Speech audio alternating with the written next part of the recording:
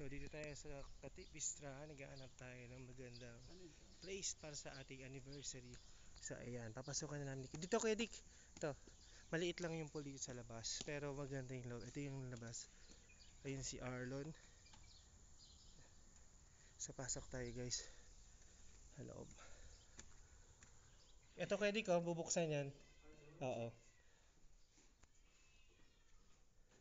Kita natin kay Kuya Dick kung gaano kaganda to isang to. Nakalak ba? Ganda ng loob. May daan, Kuya Dick? Ay, walang daan. Doon sa kabilang labas, sa kabilang pinto, may daan. Ito yung kitchen. Kasi pag binuksan yung Kuya Dick, doon tayo sa kabilang pinto pumasok.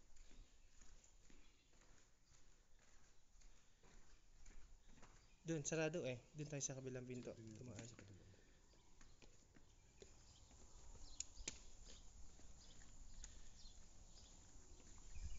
Ito yung labas. Ang ganda to pagkagabi.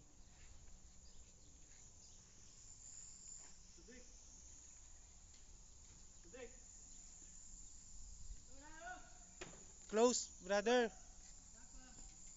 So, ito yung loob. I-tour ko muna kayo dito sa labas. Ay, maganda din na may padu. Yan o.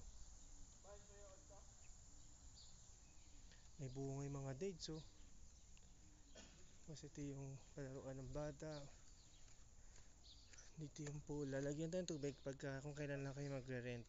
Every rent, binapalitan yung tubig. Hindi yan yung parang resort sa Pinas na pang isa-isang buwan na yung tubig. Lagi lang ng lagay ng gamot. Dito hindi. Every rent papalitan niya ng tubig.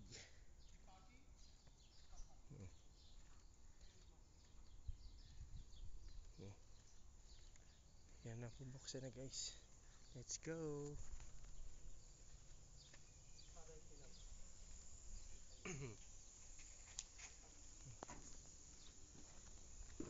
Ito yung loob. Pagbukas yun yung binubuksan mo kay Di kanina. So pagbukas yan, pang buong lorry nito. Kasi yan ang bubuksan yan. Saan ba yung ilaw? Ito yung ilaw. Hindi pa siya ganun kamahal.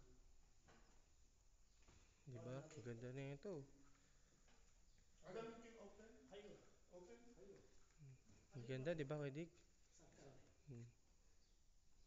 Tapos yan, bubuksan pa yun, mas malaki. So yun lang. Ganda oh.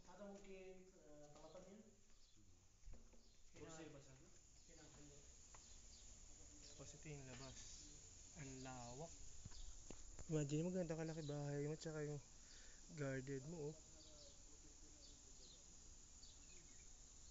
Manang, patimpla ng juice.